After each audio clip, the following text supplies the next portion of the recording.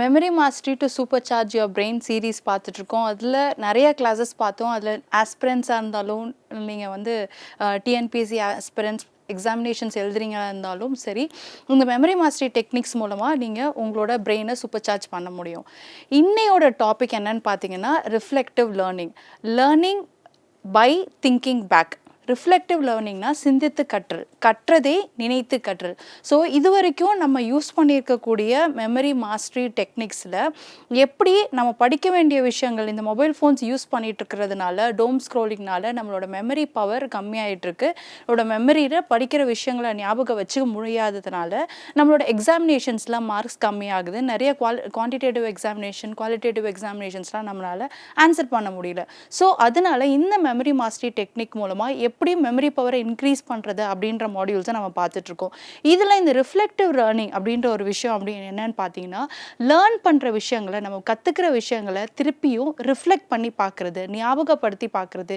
ஏன்னா ஒன்ஸ் நம்ம மைண்டில் வந்து ரீட் பண்ணிட்டோம் அப்படின்னா அது சர்ஃபேஸ் லேர்னிங்காக இருக்கும்.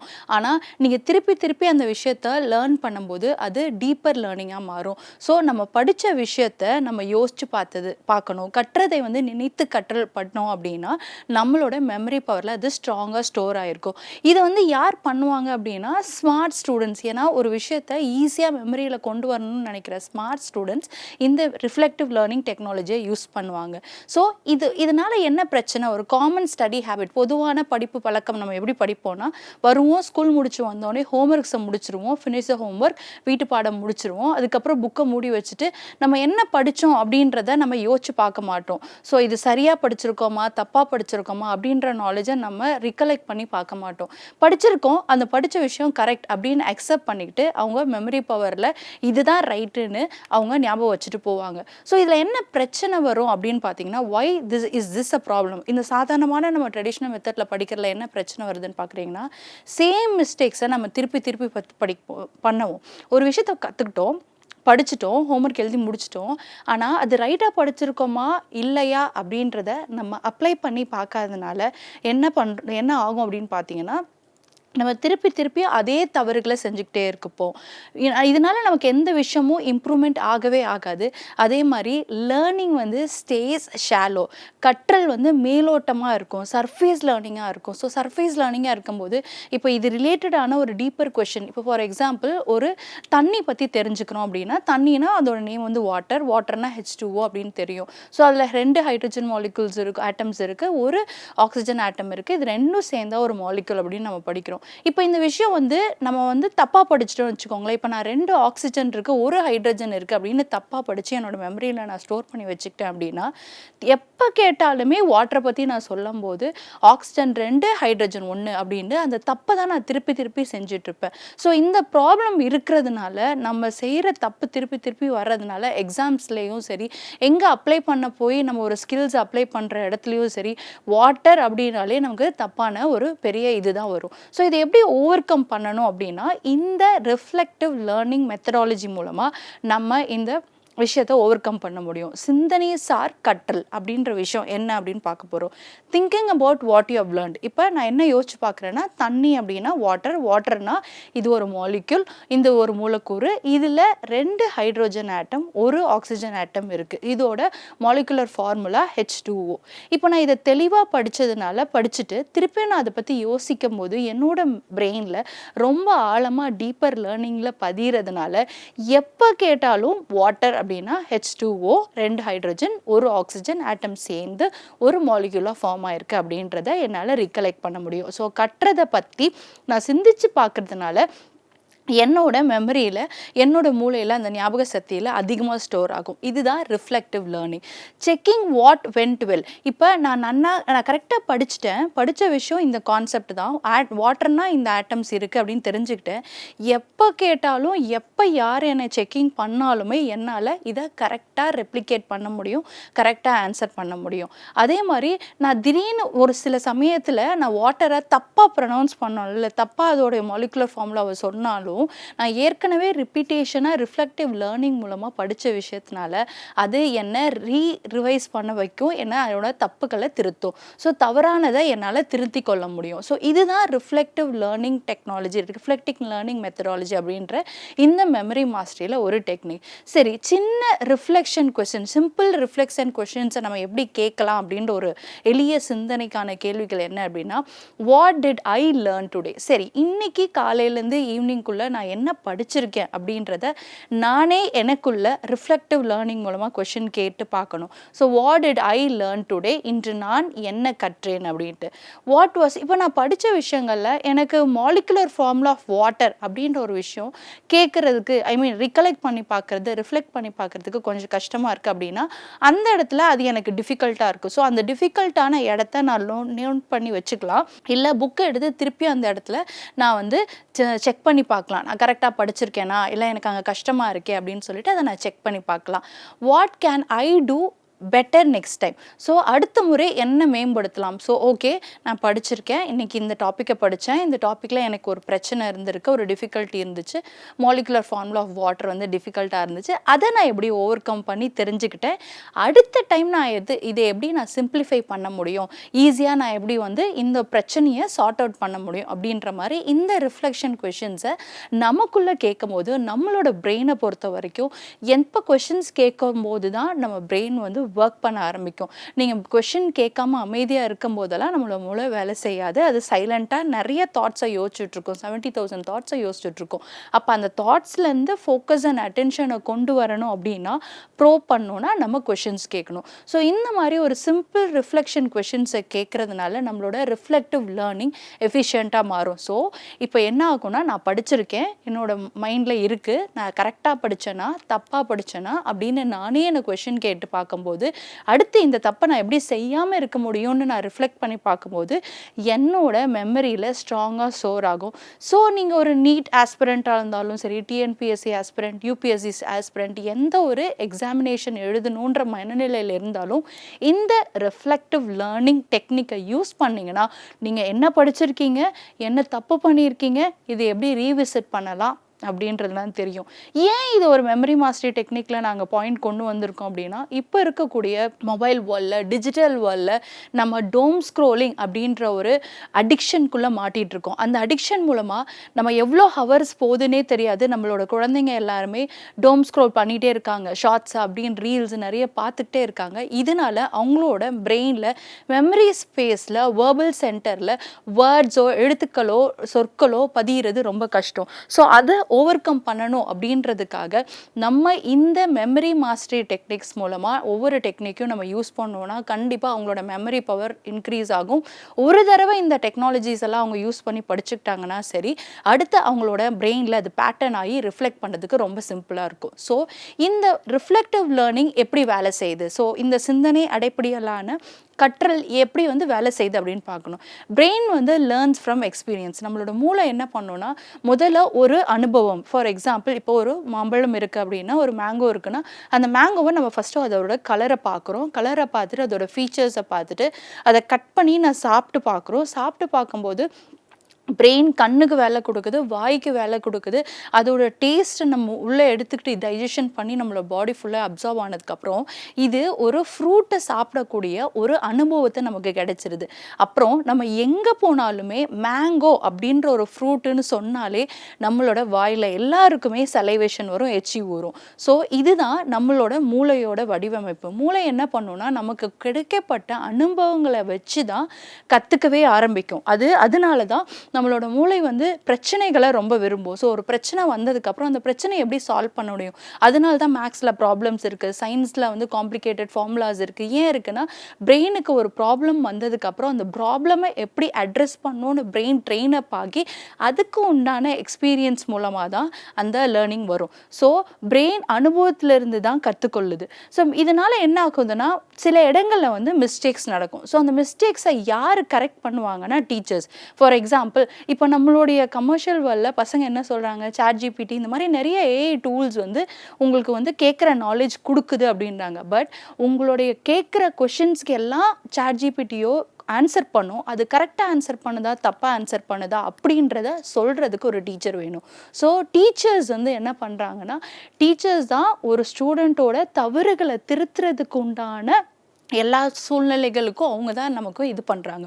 ஸோ ChatGPT சொல்கிறத மட்டும் நம்ம அக்செப்ட் பண்ணாமல் டீச்சர்ஸ் சொல்கிறத கேட்டு நம்மளோட லேர்னிங்கை பை எக்ஸ்பீரியன்ஸ் நம்ம கற்றுக்கிட்டோம் அப்படின்னா நம்மளோட மெமரி பவர் இன்க்ரீஸ் ஆகும். ஸோ அண்டர்ஸ்டாண்டிங் பண்ண போது தான் இப்போ ஒரு மாம்பழத்தை பற்றி நான் பேசிகிட்டு இருக்கும்போது அதை பற்றி டீட்டெயிலாக தெரிஞ்சுக்கிறதுக்கு அப்புறம் தான் அந்தளோட லேர்னிங் அந்த கற்றல் வந்து மேலோட்டமாக இருந்த கற்றல் வந்து புரிதல் வந்து ரொம்ப ஆழமாக புரிதலுக்கு மாறும். ஸோ சர்ஃபேஸ் லேர்னிங் அப்படின்ற ஒரு விஷயம் டீப்பர் லேர்னிங் அப்படின்ற ஒரு விஷயத்துக்கு மாறும். ஸோ நம்மளுடைய மூளையை பொறுத்த வரைக்கும் பிரச்சனைகள் வந்து பிரச்சனைகளோட எக்ஸ்பீரியன்ஸ் மூலமாக அனுபவங்கள் வச்சு அந்த அனுபவங்கள் மூலமாக தான் நம்ம கற்றுக்கோம். இதை அந்த கற்றலை வந்து நம்ம கரெக்டாக கற்றுக்குறோமா தப்பாக கற்றுக்குறோமான்னு நமக்கு வழிகாட்டுகிறது ஆசிரியர்கள். ஸோ இந்த மாதிரி தான் இந்த ரிஃப்ளெக்டிங் லேர்னிங் வந்து ஒர்க் பண்ணுது. சரி, ரிஃப்ளெக்ஷன் லேர்னிங்கும் நார்மலாக படிக்கிறதுக்கும் என்ன வித்தியாசம்? சிந்தனை அடிப்படையிலான படிப்புக்கும் சாதாரணமான ஒரு படிப்பு நம்ம புக் எடுத்து படிக்கிறதுக்கும் என்ன வித்தியாசம் அப்படின்னு பார்த்தீங்கன்னா, ஸ்டடி வந்து லேர்ன் கண்டென்ட். ஸோ நம்ம படிக்கிறது வந்து பாடத்தை வந்து கற்றுக்குறோம். ஆனால் ரிஃப்ளெக்ஷன் வந்து லேர்ன் ஃப்ரம் லேர்னிங், கற்றலிலிருந்து கற்றல். ஃபார் எக்ஸாம்பிள் இப்போ மேங்கோ பற்றி தெரிஞ்சுக்கிட்டாச்சு, வாட்டர் பற்றி தெரிஞ்சுக்கிட்டாச்சு. இது ரெண்டுமே கண்டென்ட். மேங்கோவை பற்றி அதோட ஃபீச்சர்ஸ், டேஸ்ட், அதோட எக்ஸ்பீரியன்ஸ் பற்றி தெரிஞ்சுக்கிட்டோம். தண்ணினா என்ன, வாட்டர்னா என்ன அப்படின்ற எக்ஸ்பீரியன்ஸ் பற்றி தெரிஞ்சுக்கிட்டோம். இப்போ இது ரெண்டுத்தையும் படிச்சுட்டோம், கற்றுக்கிட்டோம். ஆனால் அந்த கற்றுக்கிட்டது கரெக்டாக கற்றுக்கிட்டோமா தப்பாக கற்றுக்கிட்டோமா அப்படின்றத நம்ம ஆராய்ச்சி பண்ணி பார்க்குறது வந்து ரிஃப்ளெக்ஷன் மூலமாக. ஸோ ரிஃப்ளெக்ஷன் அப்படின்ற ஒரு விஷயம், ரிஃப்ளெக்ஷன் லேர்னிங் மூலமாக படிச்சுக்கிட்டா நம்ம படித்த விஷயம் ரைட்டாக ராங்கா, ஸோ கற்றலிலிருந்து கற்றுக்கொள்கிறது தான் இந்த ரிஃப்ளெக்ஷன் லேர்னிங் மெத்தடாலஜி. இந்த ரிஃப்ளெக்ஷன் வந்து என்ன பண்ணுதுன்னா, நம்ம படித்த விஷயங்களை மேக்ஸ் ஸ்டடி மோர் பவர்ஃபுல். படிப்பை வந்து ரொம்ப கரெக்டாக படிச்சிருக்கோமா, ஏன்னா படிச்சிருக்கோம் ஆனால் அது ரைட்டாக படித்தோமா தப்பாக படித்தோமான்ட்டு அதை இன்னும் பவர்ஃபுல்லாக மாற்றுறதுக்கு இந்த ரிஃப்ளெக்ஷன் லேர்னிங் மெத்தடாலஜி யூஸ் ஆகுது. சரி, இதெல்லாம் ஓகே, ரிஃப்ளெக்ஷன் லேர்னிங் சொல்லிட்டீங்க, மெமரி பவர் இன்க்ரீஸ் ஆகுது. இது எப்படி ஒரு கிளாஸ் ரூம் ஆக்டிவிட்டியாக நம்ம கொண்டு போகலாம் அப்படின்னு பார்த்தீங்கன்னா, திங்க் பேக் வகுப்பறை செயல்பாடு. இது எப்படி பண்ணுறதுன்னா திரும்பி யோசித்தல். ஸோ திங்க் பேக் அப்படின்னாலே திருப்பி யோசிக்கிறது. So teachers asks about yesterday class. இப்போ நம்ம நேற்று ஒரு கான்செப்டை படித்தோம், கிளாஸில் டீச்சர்ஸ் வந்து அந்த கான்செப்டை சொல்லி கொடுத்துட்டாங்க. ஸ்டடி பிகம்ஸ் கற்றல் வந்து நம்ம கற்றுக்கிட்ட விஷயத்த கரெக்டாக கற்றுக்கிட்டோமா தப்பாக கற்றுக்கிட்டோமான்னு நம்ம யோசிச்சு பார்க்கணும். யோசிச்சு பார்க்கும்போது அந்த விஷயத்த நம்ம கிளாஸில் ஃப்ரெண்ட்ஸ் மூலமாக நம்ம டிஸ்கஷன் பண்ணும்போது டீச்சர்ஸ் வந்து நேற்று நம்ம படித்தோம்ல இந்த டாப்பிக்கை பற்றி நீங்கள் சொல்லுங்கள், வாட்டரை பற்றி சொல்லுங்கள் அப்படின்னு சொல்லும் போது ஒருத்தர் ஒரு பாயிண்ட்டை ஷேர் பண்ணும்போது அவங்க கரெக்டாக அந்த பாயிண்ட்டை கற்றுக்கிட்டாங்களா, கரெக்டாக அவங்க வந்து சொல்கிறாங்களா அப்படின்னு ரீசெக் பண்ணிவிட்டு, இல்லை சில இடத்துல தப்பு பண்ணாங்கன்னா டீச்சர்ஸ் அதை தப்பை வந்து கைட் பண்ணுவாங்க. ஸோ அது மட்டும் இல்லாமல் இந்த students share what they remember. So மாணவர்கள் வந்து நேற்று என்ன படித்தாங்கன்ற விஷயத்தில் தனக்கு என்ன ஞாபகம் இருக்குன்ற விஷயங்களை கண்டிப்பாக வந்து ஸ்டூடெண்ட்ஸ் வந்து சொல்லுவாங்க. அப்போ சொல்லும்போது discuss what was easy or hard, எது எளிது எது கடினம் என்று பேசுவாங்க. ஸோ அந்த ஸ்டூடெண்ட்ஸ் வந்து டிஸ்கஸ் பண்ணும்போது டீச்சர்ஸ் வந்து பார்த்துட்டு இருப்பாங்க, இது ரைட்டாக படிச்சிருக்காங்களா தப்பாக படிச்சிருக்காங்களா, அவங்களோட புரிதல் வந்து லேர்னிங் வந்து ரைட்டாக லேர்ன் பண்ணியிருக்காங்களா தப்பாக லேர்ன் பண்ணியிருக்காங்களான்றதை டீச்சர்ஸ் பார்த்து அந்த ஸ்டூடெண்ட்ஸ் கிட்ட வந்து இந்த விஷயங்களை வந்து கொண்டு போய் சேர்ப்பாங்க. அப்போ ஒரு விஷயத்தை கற்றல் மட்டும் போதாது, அந்த கற்றலை வந்து திருப்பியும் கரெக்டாக கற்றுக்கிட்டோமா இல்லையா அப்படின்றத திருப்பி யோசிச்சு பார்க்குறது தான் திங்க் பேக். இந்த கிளாஸ் ரூம் ஆக்டிவிட்டியை இந்த ரிஃப்ளெக்டிவ் லேர்னிங் மெத்தடாலஜி மூலமாக நீங்கள் யூஸ் பண்ணீங்க, உங்களோட ஸ்டூடெண்ட்ஸோட பெனிஃபிட்டுக்கு நீங்கள் யூஸ் பண்ணிங்கன்னா கண்டிப்பாக சொல்கிறேன் அவங்களோட மெமரி மாஸ்டரி வந்து அவங்களோட மெமரி பவர் வந்து இன்க்ரீஸ் ஆகும். ஸோ எக்ஸாமினேஷன்ஸ் அவங்க சால்வ் பண்ணணும்னு நினைக்கும் போது அவங்களால ஈஸியாக ஆன்சர் பண்ண முடியும். சரி, ரிஃப்ளெக்டிவ் லேர்னிங்கை எப்படி நம்ம சப்ஜெக்ட்ஸில் கொண்டு வருது, பாடங்களில் வந்து இது எப்படி கற்றலை வந்து எப்படி பிரதிபலிக்கிறது அப்படின்ற ஒரு விஷயத்தை பார்த்தோன்னா, இப்போ ஃபார் எக்ஸாம்பிள் மேக்ஸ் சப்ஜெக்ட் எடுத்துக்கிட்டோம். மேக்ஸில் where did I make a mistake, மேக்ஸுக்குன்றது கணிதம், கணிதத்தில் எங்கே தவறு நடந்தது. இப்போ ஃபார் எக்ஸாம்பிள் நம்ம ஒரு 10 ஸ்டெப் போட்டுட்ருக்கோம், ஒரு ப்ராப்ளமை சால்வ் பண்ணணும், ஸ்டெப்ஸ் வந்துகிட்டே இருக்கணும், ஆனால் ஆன்சர் வந்து வரலை, ஏன் தப்பாச்சு, ஏன் ஆன்சர் வரல அப்படின்னு சொல்லிட்டு எந்த இடத்துல நான் மிஸ்டேக் பண்ணியிருக்கேன், எங்கே தவறு நடந்திருக்குது அப்படின்ற விஷயத்த நாங்கள் செக் பண்ணி பார்க்கும்போது ஃபார் எக்ஸாம்பிள் ஒரு 7th ஸ்டெப்பில் ஒரு கேல்குலேஷனில் ப்ளஸ் ஆர் மைனஸில் ஏதோ ஒரு தப்பு பண்ணியிருக்கோம்.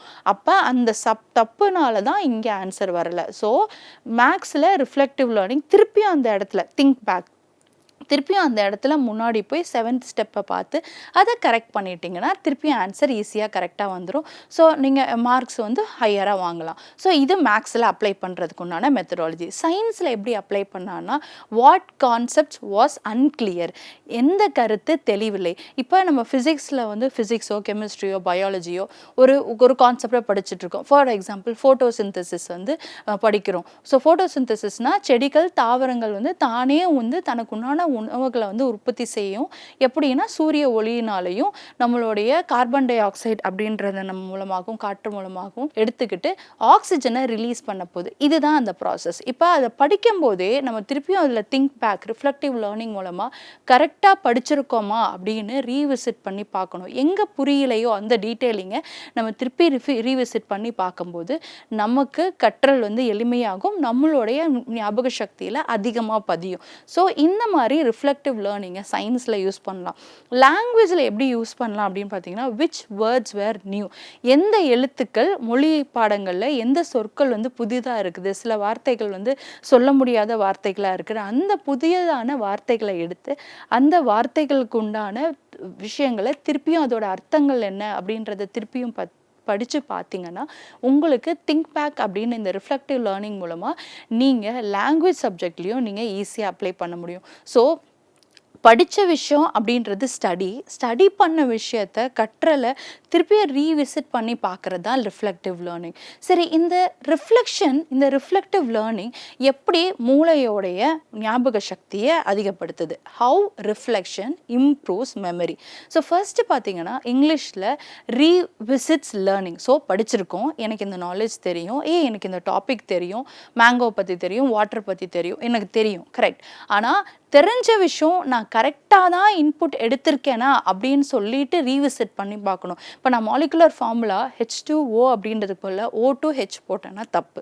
ஸோ நான் அதை திருப்பியும் ரீவிசிட் பண்ணி பார்க்கும்போது, திருப்பியும் அதை வந்து நான் ரீசெக் பண்ணி பார்க்கும்போது, புக்கை வச்சோ இல்லை டீச்சர்ஸ் மூலமாகவோ நான் கேட்டு அதை கரெக்டாக படிச்சிருக்கேனான்னு ரீவிசிட் பண்ணும்போது அது என்னோட மெமரி பவரை இன்க்ரீஸ் பண்ணும். ஸோ எனக்கு மறக்கவே மறக்காது. ஸோ O2Hன்றது தப்பாக போட்டிருக்கேன், ஆனால் H2Oன்றது தான் கரெக்டு. ஸோ திருப்பியும் அதை நான் படித்து பார்க்கும்போது இல்லை ரீவிசிட் பண்ணி பார்க்கும்போது என்னோட ஞாபக சக்தியில் அதிகமாக பதியும். ஸோ இதனால் என்ன ஆகுதுன்னா, என்னுடைய மூளையில் இருக்கக்கூடிய நரம்பு மண்டலம், நியூரான் செல்ஸ் எல்லாம் ரொம்ப ஸ்ட்ராங்கான மெமரி லிங்க்ஸாக க்ரியேட் ஆகிடும். ஸோ ஸ்ட்ராங்கான மெமரி லிங்காக க்ரியேட் ஆனதுக்கப்புறம் என்னால் ஈஸியாக அந்த விஷயத்தை மறக்க முடியாது. ஸோ நினைவு பாதைகளை வந்து வலுப்படுத்தும். இதனால் என்னென்னா, ஃப்யூச்சரில் எனக்கு ஒரு ஃபில் இன் த பிளாங்க்ஸ் ஆகோ, ஒரு சூஸ் த ஆன்சர் ஆகோ, எனக்கு ஒரு கொஷின் கேட்டாலுமே தண்ணியை பற்றி மாலிகுலர் ஃபார்முலா ஆஃப் வாட்டர்னு கேட்டால் நான் கரெக்டாக அந்த H2O அப்படின்ற ஆப்ஷனை தான் செலக்ட் பண்ணுவேன். ஸோ இப்படி தான் ரிஃப்ளெக்டிவ் லேர்னிங் உங்களோட மெமரி பவரை இன்க்ரீஸ் பண்ணுது. ஸோ இந்த மெமரி பவர் இன்க்ரீஸ் பண்ணால எந்த இடத்துல போனாலும் எப்படிப்பட்ட கொஷின் கேட்டாலும், எவ்வளோ காம்ப்ளெக்ஸான ட்ரிக்கியான கொஷின் உங்களுக்கு கேட்டாலும் உங்களால் சிம்பிள் அண்ட் ஈஸியாக ஆன்சர் பண்ண முடியும்.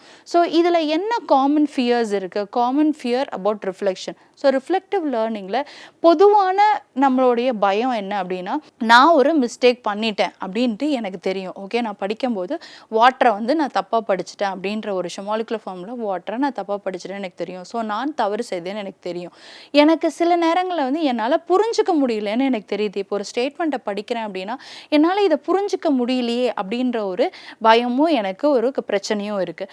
Reflection is not a punishment. So இப்போ நான் தப்பு பண்ணிட்டேன், எனக்கு வந்து புரியலை, எனக்கு இந்த விஷயத்தை அண்டர்ஸ்டாண்ட் பண்ணிக்க முடியலை, புரிஞ்சிக்க முடியல அப்படின்ற பிரச்சனைகள் என்னோட பிரெயின் வந்து பண்ணும்போது நான் என்ன பண்ணணும்னா, திருப்பியும் எடுத்து அந்த புக்கை எடுத்து படிக்கிறதோ சரி, இல்லை டீச்சர்கிட்ட போய் கேட்டு அதை கரெக்ட் பண்ணுறதோ சரி, தப்பில்லை. இது பனிஷ்மெண்ட் இல்லை, இது ஒரு பெரிய தண்டனை கிடையாது. ஸோ நமக்கு தெரிஞ்ச விஷயம் கரெக்டாக தெரிஞ்சிருக்கோமா தெரிஞ்சுக்கலையா, நம்ம கற்றுக்கிட்ட நாலேஜ் கரெக்டாக கற்றுக்கிட்டோமா இல்லையா அப்படின்ற விஷயத்த நம்மளோட பிரெயின் ரிஃப்ளெக்டிவ் லேர்னிங் மூலமாக கொண்டு வந்துச்சு அப்படின்னா கண்டிப்பாக எந்த ஒரு நம்மளுடைய கற்றலையும் சரி, நமக்கு தெரிஞ்ச நாலேஜ்லேயும் சரி, எப்பயுமே தப்பும் வராது, பிரச்சனையும் வராது. ஸோ இந்த மாதிரி விஷயங்களை, இந்த மாதிரி பயங்களை நம்ம ஓவர் கம் பண்ணிட்டு, நான் தப்பு பண்ணிட்டேன், ஓகே ஃபைன், நான் எனக்கு புரியலை, ஓகே ஃபைன், பரவாயில்ல, ஆனால் அதை தெரிஞ்சுக்கிறதுக்கு உண்டான, அந்த தப்பை திருத்துறதுக்கு உண்டான ஸ்டெப்பை எடுக்கிறது தான் நம்மளுடைய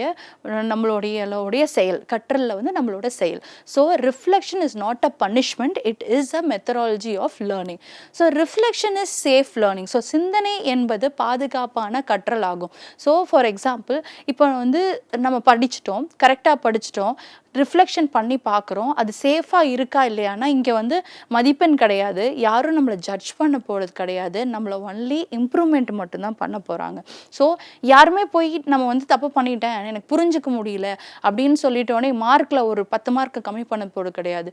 சரி, நீ உனக்கு புரியலையா, நீ வந்து உனக்கு அறிவு இல்லை அப்படின்னு யாரும் நம்மளை லேபிள் பண்ணவோ ஜட்ஜ் பண்ணவோ போகிறது கிடையாது.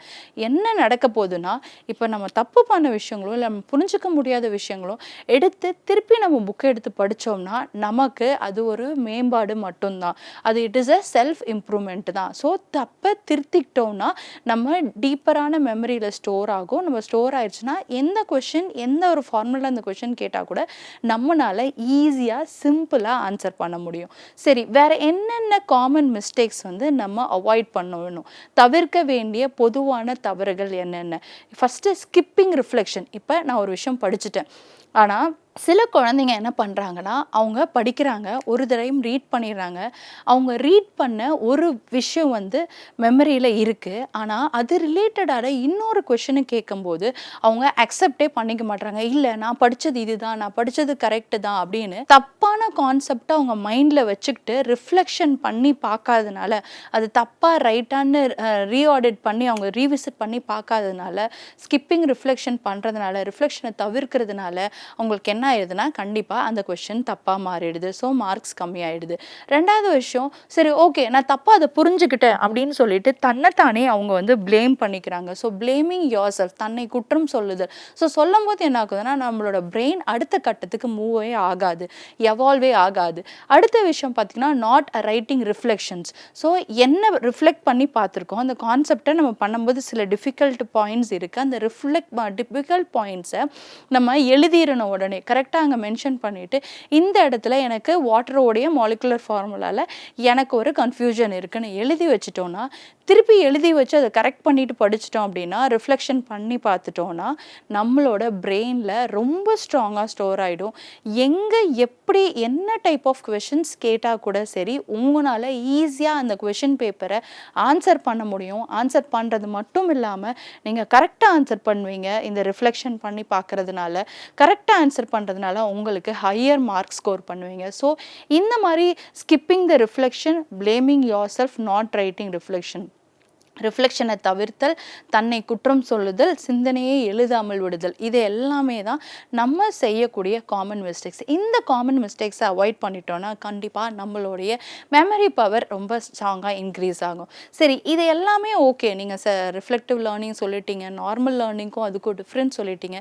இது எப்படி நான் டெய்லி ஒரு ப்ராக்டிஸ் ஐடியாவாக நான் பண்ணணும் அப்படின்னு சொல்லி பார்த்தீங்கன்னா, தினசரி ஒரு பயிற்சி யோசனை சொல்லுங்கள் அப்படின்னு கேட்டிங்கன்னா, ரிஃப்ளெக்ட் ஃபார் 5 minutes டெய்லி. ஒரு நோட் எடுத்துக்கோங்க, ரிஃப்ளெக்ட் பண்ணி பாருங்க, நான் படித்த விஷயங்கள், நேற்று படித்தேன் இல்லை நேற்று படித்த ஏதோ ஒரு டாபிக் எடுத்துக்கோங்க, எடுத்த டாப்பிக்கை கரெக்டாக படிச்சிருக்கோமா அப்படின்னு சொல்லி ஒரு 5 நிமிஷம் டெய்லியுமே ரிஃப்ளெக்ட் பண்ணி பாருங்க. அதே மாதிரி ரிஃப்ளெக்ட் பண்ணி பார்த்துட்டு அது கரெக்டாக படிக்கிறது வந்து கரெக்டாக இருக்கான்னு சொல்லி ஒரு 3 லைன்ஸ் மட்டும் நோட் புக்கில் எழுதி வச்சுக்கோங்க. எழுதி முடிச்சுக்கிட்டு அந்த ரிஃப்ளெக்ட் பண்ண விஷயங்களை திருப்பியும் தூங்குறதுக்கு முன்னாடி ஒரு மெமரியில் ரீவைண்ட் பண்ணி பாருங்கள். ஸோ தினமும் 5 நிமிடம் சிந்திக்கவும், சிந்தித்த விஷயத்தை நோட்டில் எழுதி வச்சுக்கோங்க. எழுதி வச்சுக்கிட்டதுக்கப்புறம் தூங்குறதுக்கு முன்னாடி இந்த விஷயங்களை சிந்தித்து பார்க்கும்போது இந்த ரிஃப்ளெக்டிவ் லேர்னிங் மூலமாக நம்மளோட மெமரி பவரில் ஸ்ட்ராங்காக ஸ்டோர் ஆகிருக்கும். சரி, ஸோ இதனால் இந்த குழந்தைங்களுக்கு இது எப்படி சப்போர்ட் பண்ணுது, மெமரி பவரை இன்க்ரீஸ் பண்ணுறதுக்கு எப்படி சப்போர்ட் பண்ணுதுன்னு பார்த்தீங்கன்னா, இதனால் குழந்தைங்க நான் படித்த விஷயம் கரெக்டாக படிச்சிருக்கோம் படிச்சிருக்கோமா தப்பாக படிச்சிருக்கோமான்னு ரீவிசிட் பண்ணி அவங்க ஞாபக சக்தியில் வச்சுருக்கும்போது தப்புகள் வந்து குறையும், பெட்டர் அண்டர்ஸ்டாண்டிங் இருக்கும், அவங்களால நல்லா புரிஞ்சு கொள்ள முடியும். நல்லா புரிஞ்சுக்கிட்டோன்னதுனால அவங்களோட மிஸ்டேக்ஸ் வந்து கம்மியாக இருக்கும். ஸோ குறைந்த தவறுகள் செய்வாங்க.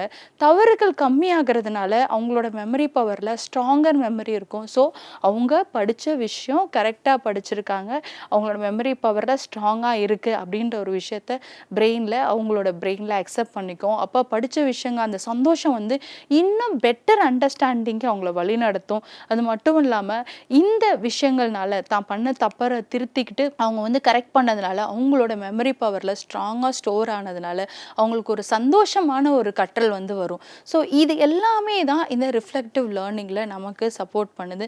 ஏன் இந்த மாதிரி மெமரி மாஸ்டரி டெக்னிக்ஸை யூஸ் பண்ணணும் அப்படின்னா, ஏற்கனவே நாங்கள் படித்த 90s இருக்கட்டும் 80s இருக்கட்டும் அந்த ஒரு பேட்டர்ன் ஆஃப் எஜுகேஷன் அப்படின்ற ஒரு கற்றல் அப்படின்ற ஒரு விஷயத்தில் நம்மளுடைய டிஜிட்டல் வேர்ல்டே இல்லாதது, மொபைல் ஃபோன்ஸே இல்லாமல் இருந்ததுனால மூளைக்கு வந்து அதிகமான நேரங்கள் இருக்கும்போது நம்ம என்ன படிக்கிற விஷயங்கள் நம்மளோட மெமரி பவரில் எவ்வளோ ஸ்ட்ராங்காக ஸ்டோர் பண்ண முடியும் அப்படின்ற விஷயங்களை மட்டும்தான். அதே மாதிரி என்னோட டேடி என்னோட அப்பா அம்மா எல்லாம் என்னை படிக்கும்போது எழுதி பார்க்க சொல்லுவாங்க, சொல்லி பார்க்க சொல்லுவாங்க, நடந்துக்கிட்டே சொல்லுவாங்க, சொன்ன விஷயங்களை கேள்வி கேட்கும்போது என்னோட டீச்சர்ஸ் அதை சொல்லுவாங்க, குரூப்பாக சேர்ந்து கொஷின்ஸை ஒப்பிக்க சொல்லுவாங்க. இந்த மாதிரி நிறைய விஷயங்கள் பண்ணதுனால எங்களோட மெமரி பவரில் அப்போ படித்த விஷயங்கள் கூட இன்னும் ஞாபகத்தில் இருக்குது. ஸோ ஆனால் இப்போ இருக்கக்கூடிய டெக்னாலஜியும் அண்ட் ட்ரெண்டிங் மெத்தடாலஜி மூலமாக நம்மளோட குழந்தைங்க மெமரி பவரில் நிறைய விஷயங்களை வச்சுக்கிறது ரொம்ப கஷ்டமாக இருக்குது. இதை ஓவர் கம் பண்ணுறதுக்கு தான் நாங்கள் கல்வி டிவி மூலமாக இந்த மாதிரி நிறைய விஷயங்களை ஷேர் பண்ணிகிட்ருக்கோம் மெமரி மாஸ்டரி டெக்னிக்கில். இதில் இந்த ரிஃப்ளெக்டிவ் லேர்னிங் படித்த விஷயம் கரெக்டாக படிச்சிருக்கோமா அப்படின்றத நம்ம யோசித்து பண்ணும்போது இந்த ரிஃப்ளெக்ஷன் வந்து இட் இம்ப்ரூவ்ஸ் லேர்னிங். ஸோ படித்த கான்செப்டை கரெக்டாக படிச்சிருக்கோன்னு சொல்லி அந்த குழந்தைக்கு ஒரு நம்பிக்கை கிடைக்கும்போது இது இன்னும் டீப்பர் அண்டர்ஸ்டாண்டிங் புரிஞ்சுக்கிறதுக்கு வந்து ரொம்ப சப்போர்ட் பண்ணும். அதே மாதிரி இதில் வந்து தப்பு கிடையாது. நம்ம மிஸ்டேக்ஸ் பண்ணிட்டோம், சால்வ் பண்ணும்போது மிஸ்டேக்ஸ் பண்ணிட்டோம்னா கொஷின் பேப்பரில் அவங்க சால்வ் பண்ணிட்டு வரும்போது ஆன்சர் ஷீட்டில் கரெக்டாக எழுதலைன்னா ஆன்சர் ஷீட்டை குழந்தைங்க கிட்ட கொடுங்க. அது டீச்சர்ஸாக இருந்தாலும் சரி, பேரண்ட்ஸாக இருந்தாலும் சரி, குழந்தைங்க கிட்ட கொடுத்து நீ என்ன தப்பு பண்ணியிருக்க, அந்த தப்பு ஏன் பண்ணியிருக்கேன்னு கண்டுபிடின்னு சொல்லிட்டு அவங்கள உட்காந்து அந்த ஆன்சர் ஷீட்டை சால்வ் பண்ண வைங்க.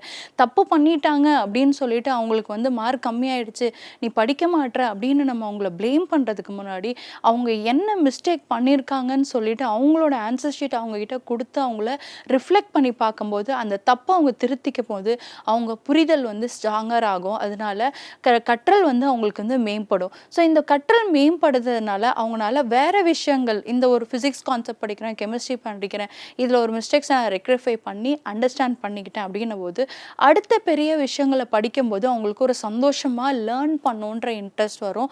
So thinking back makes you smarter. So ஸ்மார்ட்டராக அவங்கள வந்து ப்ரொஜெக்ட் பண்ணிக்குவாங்க. ஸோ என்னால் ஈஸியாக படிக்க முடியுதே, என்னால் அண்டர்ஸ்டாண்ட் பண்ணிக்க முடியுதே அப்படின்ற ஒரு நம்பிக்கை அவங்களுக்கு மட்டும் அவங்களுக்கு வரும். அது மட்டும் இல்லாமல் அவங்க ஹாப்பியாக சப்ஜெக்ட் மேலே லேர்ன் பண்ணுவாங்க. ஏன்னா ஃபார் எக்ஸாம்பிள் அவங்க சின்ன வயசுலேருந்து அவங்க 12th வரைக்கும் நம்ம கூட இருக்கக்கூடிய சிபிஎஸ்சியாக இருக்கட்டும், நீட்டாக இருக்கட்டும், எந்த எஜுகேஷன் பேட்டர்ன் சிஸ்டமாக இருக்கட்டும், அவங்களுக்கு எல்கேஜியில் உள்ளே என்ட்ராங்கனாங்க வெளியே வந்து 12th முடிச்சு தான் வெளியே வர முடியும்.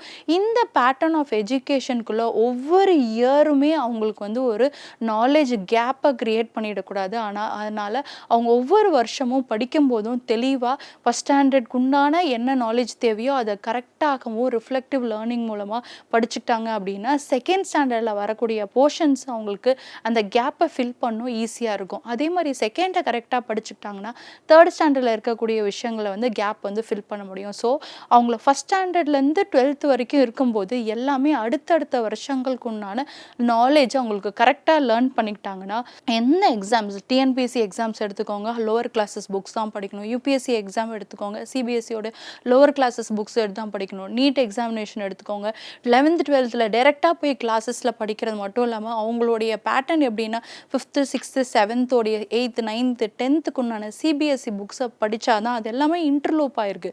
அந்த கான்செப்டை புரிஞ்சுக்கிட்டா மட்டும்தான் அவங்களால 12th நீட்டு கிளியர் பண்ண முடியும். ஸோ இந்த மாதிரி அவங்களுடைய படித்த நாலேஜை ரிஃப்ளெக்டிவ் லேர்னிங்கை கரெக்டாக லேர்ன் பண்ணியிருக்காங்களா அப்படின்னு அவங்க ரீவிசிட் பண்ணி அவங்க அவங்களோட மிஸ்டேக்ஸை திருத்திக்கிட்டும் போது அவங்கனால இப்போ என்னால் ஏன் இவ்வளோ மார்க் வாங்க முடியாது, என்னால் இதை விட அதிகமாக மார்க் வாங்க முடியும் அப்படின்ற ஒரு நம்பிக்கை அவங்களுக்கு வரும்.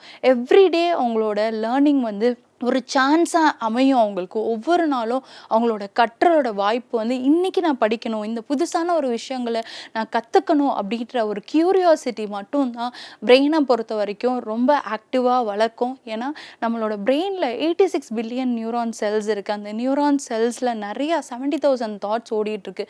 இதை தாண்டி இந்த தாட்ஸ் எல்லாத்தையுமே டைவர்ட் பண்ணிவிட்டு நம்ம குழந்தைங்க ஃபோக்கஸ்டாக அட்டென்ஷனாக படிக்கணும் அப்படின்னா பேரண்ட்ஸாக இருக்கட்டும் சரி, டீச்சர்ஸாக இருக்கட்டும் சரி, நம்ம எல்லாருமே இந்த குழந்தைங்களுக்கு இப்போ எந்த மாதிரி படித்தா அவங்களுக்கு சப்போர்ட் பண்ண முடியும்.